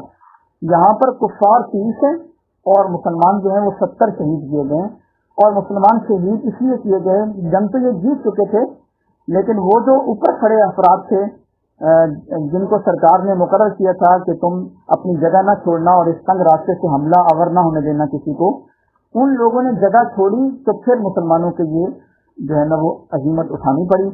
تو اس جنگ میں جو ہے وہ کافی شدید نقصان ہوا مسلمانوں کا۔ رسول اللہ صلی اللہ علیہ وسلم بھی بذات خود اس جنگ میں زخمی ہوئے، اور نبی کریم صلی اللہ علیہ وسلم کا ایک دانت مبارک بھی، اس کا ایک کونا شہید ہوا۔ تو اب ہم یہ تو نہیں کہہ سکتے کہ مسلمانوں کو شکست ہوئی تھی، کیونکہ شکست کا مطلب یہ ہوتا ہے کہ جو ٹیم فاتح ہوتی ہے نا، عام طور پہ فاتح ٹیم میدان جنگ میں 3 دن رہتی ہے۔ یہ طریقہ کار ہوتا ہے جنگ کا کہ جو بندہ جنگ جیت جاتا ہے وہ میدان میں 3 دن بیٹھا رہتا ہے۔ وہی علامت ہوتی ہے کہ ہم جیت گئے، اب ہمارے پاس کوئی پلٹ کے آئے تو 3 دن ہم بیٹھے ہیں، ہم مقابلہ کرنے کو تیار ہیں۔ ایک تو یہ بات ہے، اور دوسرا یہ ہے کہ جو فاتح ہوتا ہے وہ تعاقب کرتا ہے، یعنی جو فوج بھاگ جاتی ہے نا، شکست خوردہ فوج بھاگتی ہے، تو جو فاتح ہوتا ہے وہ ان کے پیچھے تعاقب کرتا ہے، دوڑتا ہے ان کے پیچھے۔ یہاں یہ نہیں تھا، یہاں یہ تھا کہ کفار قریش جو ہیں وہ خود بھاگ گئے تھے۔ اگر ہم یہ کہیں کہ کفار قریش کو فتح ہوئی تھی، جیسے کہ بعض سیرت نگاروں نے لکھ دیا کہ کفار جیت گئے تھے، تو کفار جیتتے تو کفار جو ہے وہ 3 دن تک عود میں بیٹھتے۔ اگر کفار جیتتے تو وہ ہتھیار چھوڑ کے بھاگتے نہیں، اور اگر کفار جیتتے تو وہ مکہ نہ بھاگ کے جاتے، پھر وہ مدینہ پہ چڑھائی کرتے اور وہاں سے بندوں کو گرفتار کر کے لے جاتے۔ لیکن ایسا نہیں ہوا، کفار خود بھاگ گئے تھے۔ اس کا مطلب یہ ہے کہ یہ الٹیمیٹلی جو ہے وہ فتح مسلمانوں کے حق میں ہوئی ہے، لیکن فتح ہم اس لیے بھی نہیں کہہ سکتے اس کو کہ اس میں مسلمانوں کا نقصان زیادہ ہوا۔ مسلمانوں کے 70 افراد مارے گئے تھے اور ان کے 30 بندے مارے گئے تھے، تو مسلمانوں کا نقصان کیونکہ زیادہ ہوا تھا اور بار بار مسلمانوں کو حملوں کا سامنا کرنا پڑا تھا، اس لیے ہم بالکل فتح بھی اس کو نہیں کہہ سکتے۔ اور اسی بات کی اللہ تعالیٰ نے قرآن کریم میں بات بھی کی ہے کہ جن لوگوں نے رسول اللہ صلی اللہ علیہ وسلم کی بات نہیں مانی ہے تو اس وجہ سے انہیں غزوہ احد کے اندر مسائل کا سامنا کرنا پڑا۔ تو وہ جو صحابہ کرام اوپر سے نیچے اترے تھے ان میں سے اکثریت تو شہید ہو گئے تھے، اور باقی جو لوگ بچے تھے انہوں نے پھر بعد میں اللہ تعالیٰ سے گڑ گڑا کے توبہ کی تھی، تو پھر اللہ تعالیٰ نے ان لوگوں کو معاف کر دیا تھا۔ اس جنگ میں حضرت حمزہ جو حضور کے محبوب چچا تھے ان کا بھی وصال ہو گیا تھا۔ سرکار حضرت حمزہ سے بہت محبت کرتے تھے۔ حضرت حمزہ سرکار کے دودھ شریف بھائی بھی تھے، میں نے آپ کو پہلے ہی بتایا تھا۔ صہیبہ لونڈی جن کو ابو لہب نے سرکار کی ولادت کی خوشی میں آزاد کیا تھا، انہوں نے سرکار کو بھی دودھ پلایا تھا اور حضرت حمزہ کو بھی انہوں نے دودھ پلایا تھا۔ حضرت حمزہ اور سرکار کی عمر مبارک میں 2 برس کا ڈفرنس ہے۔ 2 برس حضرت حمزہ پہلے تشریف لائے تھے دنیا میں، تو حضرت حمزہ کا اس سے میں وصال ہو گیا تھا۔ ان کو شہید کیا تھا واسی بن حرب نے۔ یہ واسی تھا، یہ ایک حبشی غلام تھا اور یہ کرائے لے کے قتل بھی کرتا تھا، تو ان کو پیسے دیے گئے تھے حضرت حمزہ کو مارنے کے، تو واسی نے پھر نیزہ مارا تھا، حضرت حمزہ شہید ہو گئے تھے۔ یہ واسی بن حرب بعد میں انہوں نے اسلام قبول کر لیا تھا، مسلمان ہو گئے تھے یہ، اور انہوں نے پھر اسلام کے لیے بھی بڑی خدمات پیش کی تھی۔ اس جنگ میں حضرت حنزلہ کا بھی وصال ہوا ہے. حضرت حنزلہ کی شادی ہوئی تھی اور یہ ان کی پہلی رات تھی جسے ہم سواگ رات کہتے ہیں. یہ پہلی رات تھی ان کی شب زفاف. تو یہ اپنی زوجہ کے پاس تھے. تو اس وقت جنگ کا اعلان ہوا. تو انہوں نے پھر صبح غسل بھی نہیں کیا تھا. یہ راتوں رات پھر جنگ کے لیے نکل آئے تھے اور پھر جنگ کے دوران یہ شہید بھی ہو گئے تھے. جب یہ شہید ہوئے تو جو لاشیں تھیں ان میں ان کی لاش نہیں مل رہی تھی. تو رسول اللہ صلی اللہ علیہ وسلم نے فرمایا کہ حضرت حنزلہ کو فرشتے لے کر گئے اور فرشتے ان کو غسل دے رہے ہیں.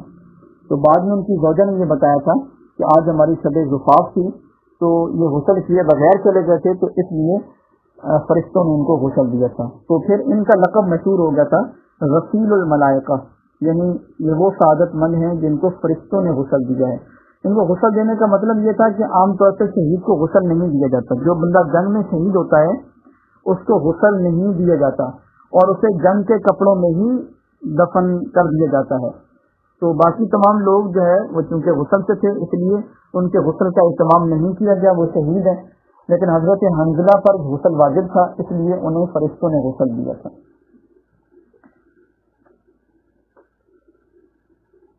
رسول اللہ صلی اللہ تعالیٰ علیہ وسلم اس کے بعد جو ہے وہ واپس تشریف لے کر آئے مدینہ طیبہ میں. تو مدینہ طیبہ میں آنے کے بعد جو ہے وہ سرکار کافی عرصہ بعد بھی شہدائے احد کی قبروں پر جاتے تھے. اور سرکار جب جاتے تھے تو احد کی قبروں پر جا کے سرکار ان کے لیے دعائے مغفرت بھی فرماتے تھے اور ان کو سلام دیتے تھے. ایک مقام پہ نبی کریم صلی اللہ علیہ وسلم نے ارشاد فرمایا کہ جو احد کے شہید ہیں جب آپ لوگ جاؤ گے اور انہیں سلام کرو گے تو یہ لوگ آپ کے سلام کا جواب بھی دیں گے. ٹھیک ہے. اور اس کی پریکٹیکل بھی ہوا تھا.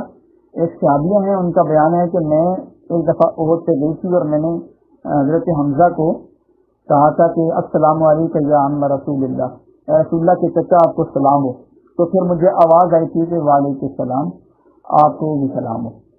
تو خیر اب ہمارے تو کان ان کی آوازیں نہیں سن سکتے، ہم تو گناہگار لوگ ہیں.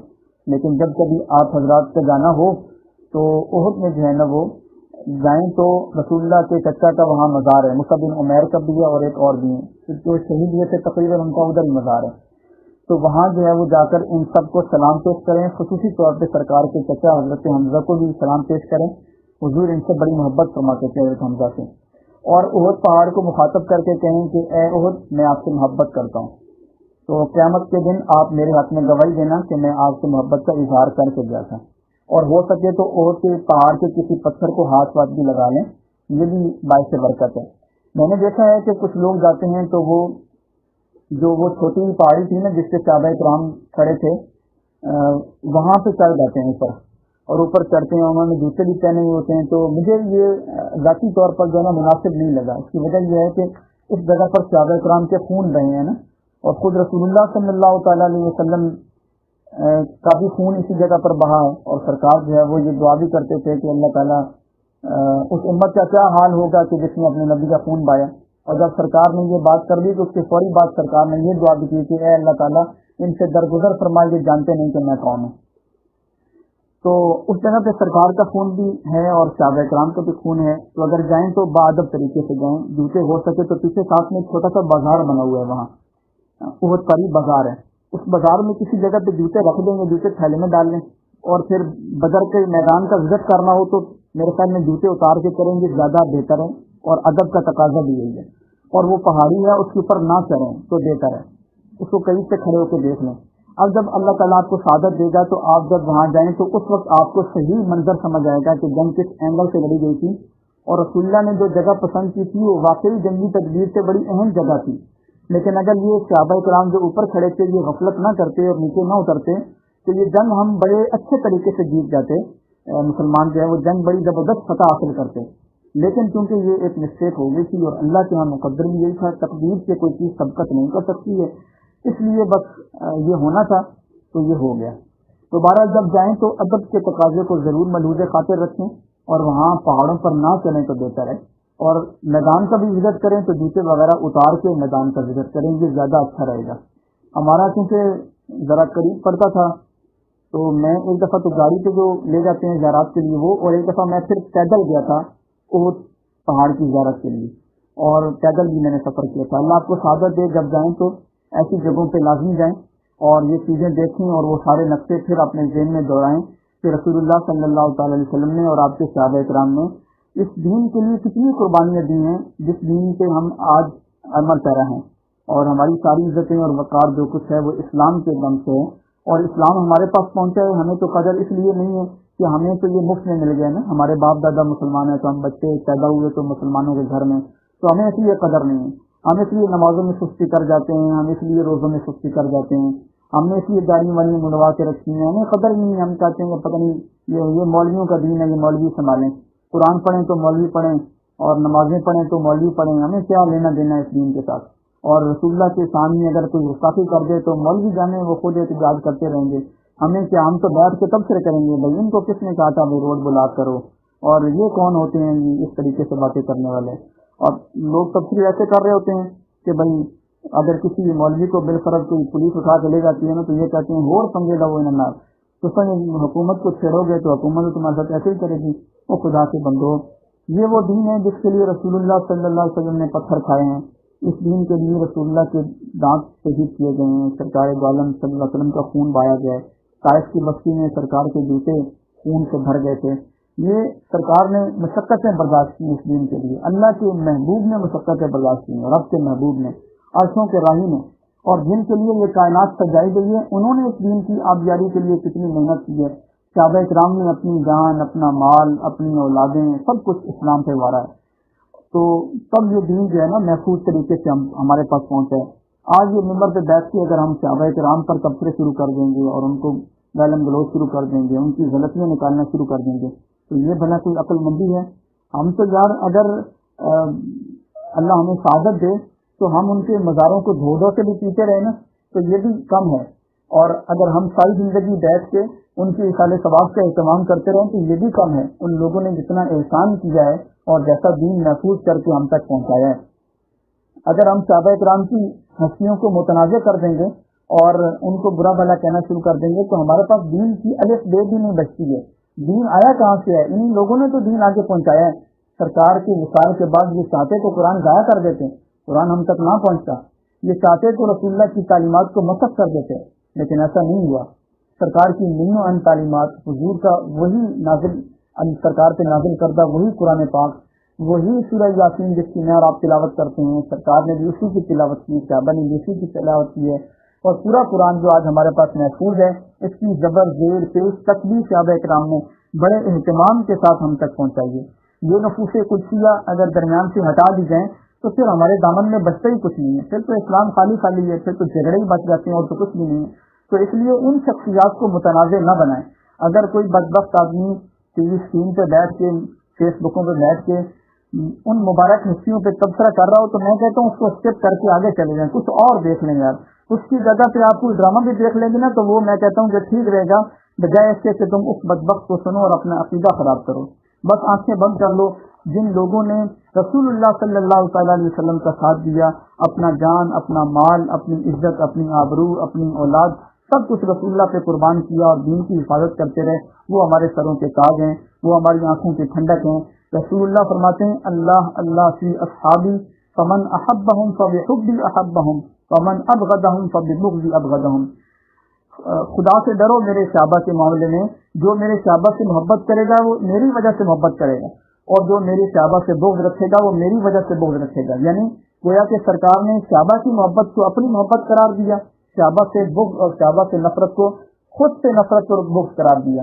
یعنی جو رسول اللہ کے کسی صحابی سے نفرت کرے گا وہ گویا کہ خود رسول اللہ صلی اللہ علیہ وسلم کی ذات عالیہ سے نفرت کرے گا۔ آج تقسیمیں شروع ہو گئی ہیں کہ یہ در والے اور یہ گھر والے اور یہ صحابہ اور یہ اہل بیت، یہ سب خاقان امت ہیں، ان سب نے اسلام کے لیے بڑی قربانیاں دی ہیں اور سب کی قربانیاں ناقابل فراموش ہیں، اور یہ سب کے سب ہمارے سروں کے تاج، ہماری آنکھوں کی ٹھنڈک ہیں، ہمارے ایمان کا بنیادی حصہ ہیں۔ رسول اللہ صلی اللہ تعالی علیہ وسلم کے صحابہ کرام سے بھی محبت رکھیں اور سرکار کے اہل بیت نظام سے بھی محبت رکھیں۔ اب ایک چھوٹا سا واقعہ پیش کرتا ہوں، اس کے بعد ہم اجازت چاہیں گے، درد ختم کرتے ہیں۔ کعب بن اشرف ایک یہودی تھا اور یہ سردار تھا ایک قبیلے کا، اور یہ بدبخت آدمی تھا، اس نے سرکار کے بارے میں جو ہے نا الٹے سیدھے اشعار کہے، حضور کی اس نے بڑی گستاخی کی، اور رسول اللہ صلی اللہ علیہ وسلم تک جب اس کے اشعار پہنچے تو سرکار کو سخت تکلیف ہوئی، اور حضور نے برملا یہ ارشاد فرمایا کہ کعب بن اشرف کے بارے میں کون فیصلہ کرے گا؟ تو ایک صحابی تھے محمد بن مسلمہ، وہ کھڑے، انہوں نے کہا حضور میں، تو کچھ صحابی اور بھی کھڑے ہو گئے، ابو نائلہ بھی، عباد بن بشر بھی، حارث بن اوس بھی، ابو عبس بھی، ان لوگوں نے کہا حضور ہم بھی۔ تو سرکار نے فرمایا کہ چلیں ٹھیک ہے، آپ جو ہے نا وہ سب ایسا کرو کہ چلے جاؤ۔ محمد بن مسلمہ نے کہا کہ حضور اگر آپ ہمیں اجازت دیں تو ہم کچھ باتیں اپنی طرف سے کر لیں ان سے۔ سرکار نے فرمایا کہ چلیں ٹھیک ہے، کر لیجیے گا۔ اچھا، محمد بن مسلمہ جو ہے نا وہ آئے کعب بن اشرف کے پاس، اور ان کو آ کے کہا کہ یار ہم مسلمان تو ہو گئے لیکن ہم پھنس گئے ہیں یار، مسئلہ یہ ہے کہ اب نبی کہتے ہیں کہ صدقہ دو، اور اب اپنے بچوں کا پیٹ پالیں، اپنا گھر چلائیں، یا پھر اب ہم صدقے دیں، تو اب ہم اتنے پیسے کہاں سے لیں گے یہ بتاؤ۔ تو وہ کعب بن اشرف اور چڑھا ہوا، اس نے کہا میں تو تم نے پہلے بھی کہتا تھا کہ بھائی یہ تو سارا کھاؤ پروگرام ہے، تو تم اگر اس طرف چلے جاؤ گے تو مسائل ہوں گے تمہارے لیے، تو اب بھگتو۔ اس نے کہا نہیں یار اب مسئلہ ہماری عزت کا ہے، تو اب یہ ہے کہ اگر تم جو ہے نا وہ کیا کہتے ہیں مجھے تھوڑا سا قرض دے دو تو بھلا ہو جائے گا تمہارا، بیوی بچوں کا پیٹ پال جائے گا۔ اس نے کہا کہ قرض میں ایسے تو نہیں دوں گا تمہیں، اس کے لیے کوئی چیز گروی رکھواؤ میرے پاس۔ تو محمد بن مسلمہ نے کہا کہ کیا گروی رکھیں تمہارے پاس؟ اس نے کہا کہ میرے پاس تو دینے کے لیے کچھ نہیں ہے، گروی رکھنے کے لیے کیا رکھیں؟ اس نے کہا اپنی بیٹیاں رکھ دو گروی۔ محمد بن مسلمہ نے کہا یار حیا کرو، تم ایک تو خوبصورت آدمی ہو، بچے تمہارے پاس رکھوں گا تو لوگ کیا سمجھیں گے؟ تو اس نے کہا اچھا تو ایسا کرو، بیٹے ہیں تمہارے تو بیٹے میرے پاس رکھ دو گروی، جب تک تم قرض ادا نہیں کرو گے میں ان سے کام کاج کرواتا رہوں گا۔ اس نے کہا کہ نہیں، پھر تو میرے بچوں کو ساری زندگی لوگ تانا دیتے رہیں گے کہ بھائی تم تو وہ ہو جو چند پیسوں کے عوض گروی رکھے جاتے تھے، تو میں ایسا بھی نہیں کر سکتا۔ تو ہاں میرے پاس تلواریں ہیں کچھ پڑی ہوئی، اگر تم کہو تو میں وہ تلواریں تمہارے پاس رکھوا سکتا ہوں۔ اس نے کہا کہ ٹھیک ہے۔ اصل یہ مقصد یہ تھا کہ کعب بن اشرف کی سیکورٹی بڑی سخت ہوتی تھی، تو اس کے پاس ہتھیار لے کر کوئی بندہ جا نہیں سکتا تھا۔ انہوں نے یہ چال چلی کہ ہم ہتھیار اس کے پاس گروی رکھوانے کے بہانے ہتھیار لے کے آئیں گے اس کے پاس، اور ان ہتھیاروں سے اس کا کام تمام کر دیں گے۔ تو اس نے کہا کہ اچھا ٹھیک ہے، میں کل جو ہے نا وہ آؤں گا ہتھیار لے کے تمہارے پاس گروی رکھوانے کے۔ اس نے کہا ٹھیک۔ کل جو ہے نا وہ محمد بن مسلمہ اپنے ساتھ ابو نائلہ، عباد بن بشر، جنہوں نے سرکار سے اجازت لی تھی، ان کو بھی ساتھ لے کے آ گئے۔ تو اسی رات میں کعب بن اشرف نے نئی نئی شادی کی، اور وہ پہلی رات تھی اس کی شب زفاف۔ انہوں نے باہر سے کھڑے ہو کے محمد بن مسلمہ نے اسے بلایا کعب بن اشرف کو۔ کعب بن اشرف اٹھ کے جانے لگے تو بیوی نے کہا کہ کہاں جا رہے ہو؟ انہوں نے بتایا کہ باہر میرے کچھ ساتھی آئے ہوئے ہیں تو ان سے میں ملنے جا رہا ہوں۔ اس کی بیوی نے کہا کہ یہ جو آواز آئی ہے نا اس میں سے خون ٹپک رہا ہے، یہ جو باہر سے آواز آئی ہے نا اس میں سے خون ٹپک رہا ہے۔ کعب بن اشرف نے کہا بھی تم پاگل نہ بنو، یہ میرے بڑے دیرینہ دوست ہیں، یہ مدینے کے رہنے والے ہیں، بیچارے غفلت میں پڑھ کے کہیں کلمہ پڑھ بیٹھے ہیں، مسلمان ہو گئے ہیں، تو اب ان کے پاس پیسے نہیں ہیں، یہ قرض مانگنے آئے ہیں، تم وہ ٹینشن نہ لو جو تم سمجھ رہی ہو وہ بات نہیں ہے۔ یہاں ان لوگوں نے یہ پلاننگ کی ہوئی تھی کہ محمد بن مسلمہ نے کہا کہ میں جو ہے نا وہ کعب بن اشرف کا سر پکڑوں گا، اور جب میں اس کا سر پکڑوں نا اور تمہیں اشارہ کروں تو تم لوگ جو ہے وہ تلواروں سے حملہ کر دینا۔ انہوں نے کہا ٹھیک ہے۔ اچھا، وہ جب آیا تو اب چونکہ اس نے نئی شادی کی تھی تو اس نے بڑی مہنگی خوشبو بھی لگائی ہوئی تھی۔ محمد بن مسلمہ نے کہا کہ یار بڑی زبردست خوشبو آ رہی ہے تمہارے پاس سے، تو وہ ذرا خوش ہوا، اس نے کہا ہاں میں نے بڑی مہنگی خوشبو منگوائی ہے یہ۔ تو محمد بن مسلمہ نے کہا کہ یار ایک دفعہ میں سونگھ لوں، تمہارے سر سے خوشبو آ رہی ہے۔ اس نے کہا ہاں سونگھ لو۔ محمد بن مسلمہ قریب ہوئے، انہوں نے سر پکڑا اور سونگا اور پھر چھوڑ دیا۔ تھوڑی دیر بعد انہوں نے بات چیت چلتی رہی، گپ شپ کر رہے تھے، تو تھوڑی دیر بعد محمد بن مسلمہ نے کہا کہ یار وہ خوشبو دوبارہ سونگنے کو دل کر رہا ہے، وہ سنگواؤ نا۔ اس نے سر آگے کر دیا، اس نے انہوں نے سر پکڑا اور سونگا، تھوڑی دیر سے چھوڑ دیا۔ اچھا، یہ اس کا جو ہے نا وہ جیل پھیرنے کے لیے تھا کہ وہ عادی ہو جائے کہ یہ میرا سر ویسے ہی پکڑ رہا ہے سونگنے کے لیے۔ تیسری دفعہ جب محمد بن مسلمہ نے یہی ریکویسٹ کر کے سر پکڑا نا تو پیچھے سے ان کو اشارہ بھی کر دیا۔ انہوں نے خیر تلواروں سے حملہ کر دیا۔ اب یہ جو ہے نا یہ اکیلا تھا اور وہ 4-5 بندے تھے، انہوں نے اس کو دبوچ لیا، زمین پہ گرایا، اس کی گردن کاٹ دی، اور گردن کاٹ کے پھر رسول اللہ صلی اللہ تعالی علیہ وسلم کے پاس لے کر آئے۔ اور سرکار کو جا کے پیش کی کہ حضور یہ رہا آپ کا گستاخ۔ رسول اللہ صلی اللہ تعالی علیہ وسلم اس بات سے بڑے خوش ہوئے اور سرکار نے ان تمام لوگوں کو جنت کی بشارت بھی دی اور ان کو دعا بھی دی۔ تو اس سے یہ ثابت ہوتا ہے کہ کسی بھی گستاخ رسول کو دنیا میں جینے کا کوئی حق نہیں ہے، اور اگر زمین پہ گستاخی ہو جائے تو سرکار کی گستاخی ہو جائے اور مسلمان زندہ ہوں تو ہر مسلمان پہ فرض عین ہو جاتا ہے کہ وہ رسول اللہ صلی اللہ علیہ وسلم کو اس تکلیف سے نجات دے، کیونکہ سرکار کی گستاخی ہو تو سرکار کو شدید تکلیف ہوتی ہے، جیسے کہ کعب بن اشرف کے لیے حضور نے خود کہا حضور رحمت للعالمین ہے، بھائی تمام کائنات کے لیے رحمت ہے، لیکن اس بدبخت نے ایسے جملے سرکار کے سامنے کہے کہ سرکار نے اس کے قتل کا خود حکم دیا، اور جن لوگوں نے قتل کیا حضور نے ان کو دعائیں بھی دیں کہ تم نے بڑا اچھا کام کیا ہے۔ رسول اللہ اس بندے سے بڑا خوش ہوتے ہیں جو گستاخ رسول کی گردن مارتا ہے۔ تو حضرت امام مالک فرماتے ہیں ما بقاء الامت بعد ختم نبیھا، کہ نبی کریم صلی اللہ علیہ وسلم کی گستاخی ہو جائے تو امت کو جینے کا کوئی حق نہیں ہے، تو امت کو چاہیے کہ فی الفور وہ بدلہ لے سرکار کی گستاخی کا۔ لیکن آج مسئلہ یہ ہے کہ ہم بڑے کمزور ہیں، اور ہماری کمزوری کی وجہ یہ ہے کہ ہمارے اوپر جو لوگ مسلط ہیں نا حکمرانی کی صورت میں، وہ بزدل قسم کے لوگ ہیں، انہیں دین سے بالکل کوئی سروکار نہیں ہے۔ وہ اگر دین کا نام لیتے بھی ہیں نا تو صرف وہ مذہبی ٹچ دینے کے لیے، جیسا کہ آپ لوگوں نے سنا ہوگا، بس وہ ہمارے جذبات سے کھیلتے ہیں۔ بھائی ہمارے لوگ بیٹھ کے دلیلیں دے رہے ہوتے ہیں، دیکھو جی عالمی فورم پہ جا کے اس نے یہ بات کر دی، بھائی عالمی فورم پہ جا کے اس نے یہ بات کر دی، تو جو گستاخ رسول آسیہ ملونہ تمہاری دسترس میں تھی اسے تم نے خود پروٹوکول کے ساتھ باہر بھیج دیا علماء کرام کو گرفتار کر کے، تو یہ چیزیں بھی دیکھی جانی چاہیے نا۔ بارہ اللہ تعالیٰ ہماری قوم کو ہدایت عطا فرمائے۔ ہمیں پھر بھی یہی لوگ اچھے لگتے ہیں، اور ہم انہی کے ڈھولوں پہ کبھی ہم شیروں پہ ناچ رہے ہوتے ہیں، کبھی تیروں پہ کبھی بلوں پہ ناچ رہے ہوتے ہیں۔ کاش کہ ہم لوگ جو ہے وہ رسول اللہ کی دین کی بالادستی کے لیے کوئی محنت کریں، سرکار کے دین کو تخت پلانے کے لیے کوئی کوشش کریں۔ میرا ہرگز یہ مطلب نہیں کہ کوئی فلانی تاریخ متعین کروں کہ اسے جا کے آپ لوگ ووٹ دیں، لیکن آپ خود سارے سمجھدار ہیں، آپ مجھ سے زیادہ سمجھتے ہیں، مجھ سے زیادہ دنیا کو جاننے والے ہیں، اور آپ کو اس بات سے علم ہونا چاہیے کہ رسول اللہ صلی اللہ علیہ وسلم جب تک مکہ میں تھے اس وقت تک سرکار کوئی کام نہیں کر پائے۔ رسول اللہ صلی اللہ تعالی علیہ وسلم مظلوم بھی رہے، اور سرکار پہ تشدد ہی ہوتا رہا مکہ میں، اور انتہائی مصائب والی زندگی ہے مکی دور۔ لیکن حضور جب مدینہ تشریف لے کر آتے ہیں، جہاں حضور ہیں حکمران، اور جب دین حکمرانی پہ آ جاتا ہے نا تو اس وقت دین سربلند ہوتا ہے، یہاں سے پھر کیسر و کسرا بھی فتح ہوتے ہیں۔ لیکن جب تخت نہیں ہوتا دین تو پھر وہ محکوم ہی رہتا ہے، پھر وہ غریب الدیار دین ہے، اس کا کوئی وطن نہیں ہے۔ اس وقت اسلام کا کوئی دیش نہیں ہے، یعنی جو بھی ہمارے مسلمانوں کے ممالک ہیں کسی جگہ پر بھی دین نافذ نہیں ہے باقاعدہ طور پہ، بس مسلمانوں کے نام ہے کہ بھائی مسلمان ریاستیں ہیں، لیکن بنائے ہوئے اپنے قانون ہیں۔ مجھے یہ بتاؤ کہ یار تمہارے اور میرے قرآن کے اندر یہ لکھا ہوا ہے کہ چور کا ہاتھ کاٹ دو، اور آپ کے آئین میں لکھا ہوا ہے کہ چور کو 10 سال قید دو اور اتنا جرمانہ ڈال دو۔ مجھے یہ بتاؤ اللہ کا قانون نافذ ہونا چاہیے یا بندوں کا بنایا ہوا قانون نافذ ہونا چاہیے؟ لیکن میں اور آپ پھر بار بار اسی نظام کو ووٹ دیتے ہیں کہ نہیں وہ ہمارا جو آئین پاکستان ہے وہی بالادست رہے اور اسی کا قانون چلتا ہے۔ اللہ کے رسول اللہ تعالیٰ فرماتا ہے کہ الزانیۃ والزانی فاجلدوا کل واحد منہما، زانی کو کوڑے لگاؤ، لیکن آپ کا قانون کچھ اور کہتا ہے، آپ کے آئین میں کچھ اور سزا لکھی ہوئی ہے۔ اللہ کا قانون صرف تلاوت کے لیے رہ گیا ہے کہ بھائی اب ہمارا کوئی بندہ مرا پڑا ہو تو ہم اس کے لیے جو ہے نا اشارے ثواب کر دیں۔ رب کے احکامات کو صرف ہم پڑھ رہے ہیں لیکن عمل کوئی نہیں کر رہے۔ میں ہمیشہ تقریروں میں ایک مثال دیتا ہوتا ہوں، درس آج لمبا زیادہ ہو گیا ہے، معذرت خواہ ہوں آپ حضرات سے۔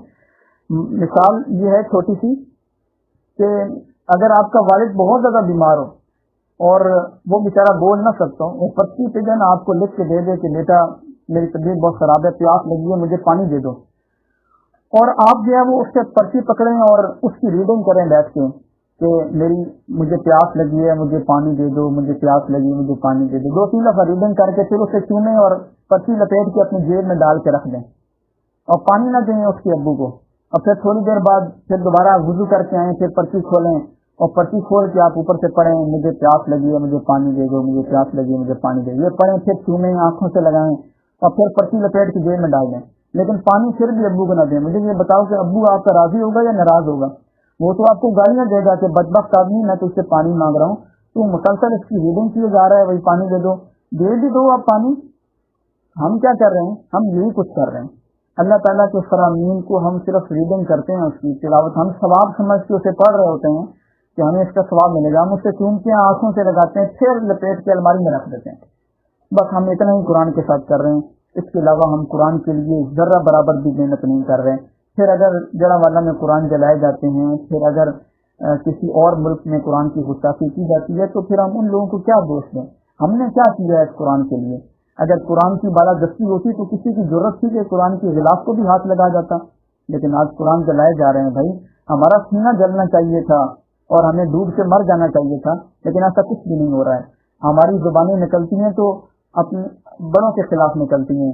ہماری زبانیں کان دراز ہوتی ہے تو علماء کرام کے خلاف زبان نکلتی ہے کہ مولوی نے دین کا بیڑا غرق کیا ہے. اور بھائی دین کا تو بیڑا غرق بعد میں ہو، پہلے تو ملک کا بھی آپ نے بیڑا غرق کر دیا نا. صحیح. تو تباہی تو آپ لوگوں نے خود مچائی ہوئی ہے. کبھی آپ تیر کے ترانوں پہ ناچے ہیں، کبھی بلے کے ترانوں پہ ناچے ہیں، کبھی تبدیلیوں پہ ناچے ہیں، کبھی شیروں اور کتوں کے ترانوں پہ ناچے ہیں. کبھی آپ نے سوچا ہے کہ اس وطن کے اوپر اگر اسلامی قانون نافذ ہوتا ہم سپر پاور بن جاتے؟ ایسی طاقت تو ہمارے پاس ہے ہی صحیح. لیکن آج آپ کے ان بدبخت حکمرانوں نے ملک کو قرضوں کے اندر ڈبو دیے اور اتنے قرضے لے رکھے ہیں کہ عنقریب یہ آپ کی ایٹمی طاقت بھی گروی رکھ دیں گے، اور اس کے بعد پھر آپ اور میں بالکل مفلوج ہو جائیں گے. دین تو پہلے ہی غریب الدیار ہے بیچارہ، اس کے بعد مسلمان بھی غریب الدیار ہو جائیں گے، اور پھر ہمیں جائے پناہ بھی کوئی نہیں ملے گی. آج وقت ہے کہ میں اور آپ سدھریں، سنبھلیں، اس بات کو سوچیں، اور اپنے ساتھیوں کو، اپنے جاننے والوں کو اس بات کی ترغیب دیں کہ ان بدبختوں کے ترانوں پہ اب ناچنا چھوڑ دو. اب خدا را دین کے لیے کوئی محنت کرو، دین کی سربلندی کے لیے کوئی کام کرو. اللہ تعالیٰ مجھے اور آپ کو عمل کی توفیق عطا فرمائے. وآخر دعوانا ان الحمد للہ رب العالمین. آپ سب حضرات کا کلاس میں شرکت کرنے کا بہت بہت شکریہ. السلام علیکم ورحمۃ اللہ وبرکاتہ.